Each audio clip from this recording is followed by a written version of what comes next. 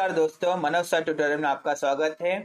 Marathi medium और English medium का विषय हिंदी कक्षा 10वीं का 8वां पाठ यानी कविता है गजल।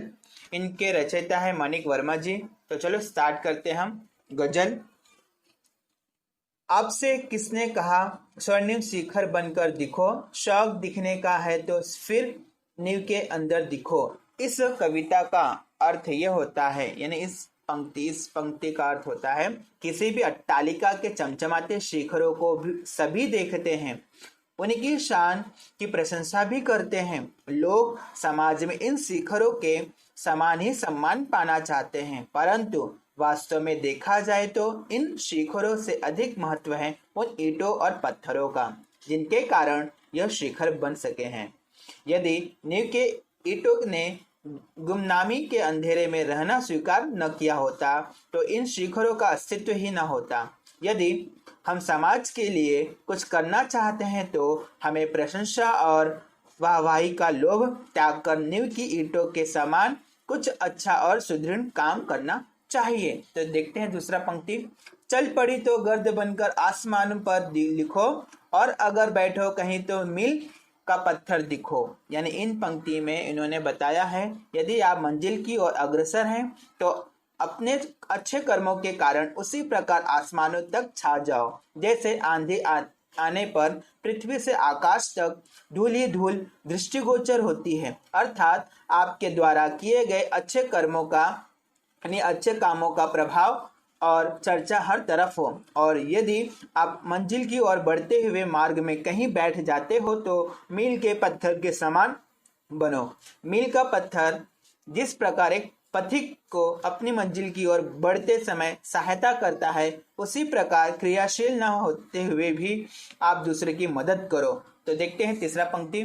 सिर्फ देखने के लिए दिखना कोई दिखना नहीं, आदमी हो तुम अगर तो आदमी बनकर दिखो। यानी इस पंक्ति में लेखक ने यानी कवि ने कहा है, ईश्वर ने हमें मनुष्य जीवन दिया है, यानी मनुष्य का जीवन दिया है। हमारा उद्देश्य केवल सजना संवरना और सुंदर दिखना ही नहीं होना चाहिए, हमारे द्वारा किए गए काम सुंदर होने चाहिए, यानी जो काम है वो सुंदर होना चाहिए। ईश्वर द्वारा प्रदत्त इस श्रेष्ठ मानव जीवन में हमें मानवीय गुणों को अपनाना चाहिए। हमारा कोई भी काम ऐसा न हो जो मानवता के दायरे से बाहर हो। समाज में सभी के प्रति हमारा व्यवहार ऐसा हो कि सारा संसार हमें एक अच्छे मनुष्य के रूप में जाने और समझे।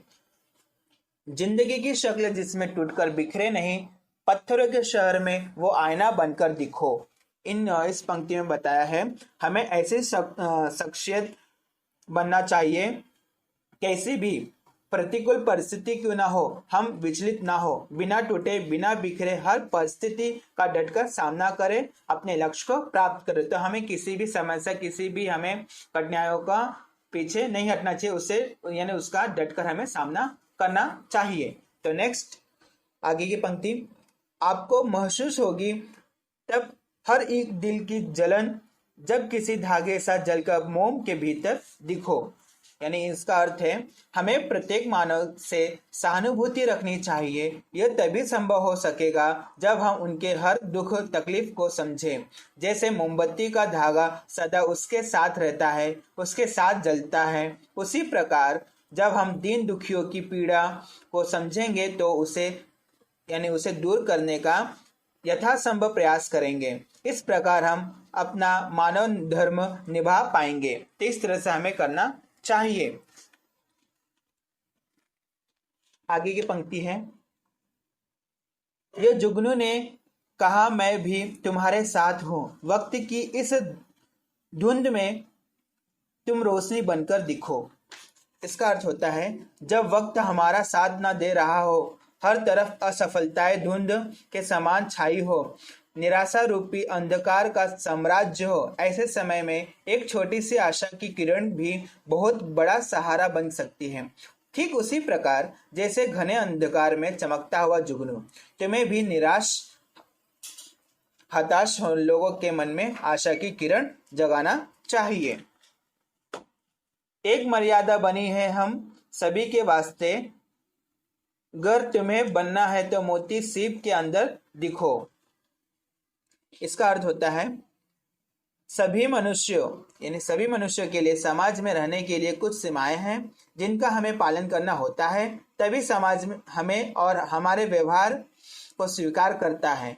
अगर तुम चाहते हो कि तुम्हें यानी लोगों में तुम्हारी कोई पहचान बने, तो जिस प्रकार सीप के अंदर मूल्यवान मोती छिपा होता है, उसी प्रकार तुम्हें समाज के कल्याण के लिए श्रेष्ठ कर्म यानी काम करना चाहिए। तुम्हारी यह कल्याण भावना तुम्हें एक पहचान देगी और सम्मान भी देगी। आगे की पंक्ति है, डर जाए फूल बनने से कोई नाजुक कली, तुम न खिलते फूल पर तितली के टोट पर दिखो। यदि कोई कोमल कली फूल बनने से डर रही हो, कली जानती है कि उसके खिलते ही तितली उसका रस चूसने के लिए आएगी और फूल बनी कली को परेशान करेगी।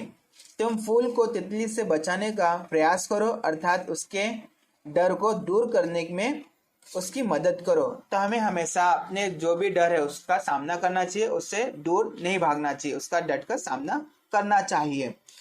तो लास्ट पंक्ति है इस कविता की, कोई ऐसी शक्ल तो मुझको दिखे इस भीड़ में, मैं जिसे देखूं उसी में तुम मुझे अक्सर दिखो।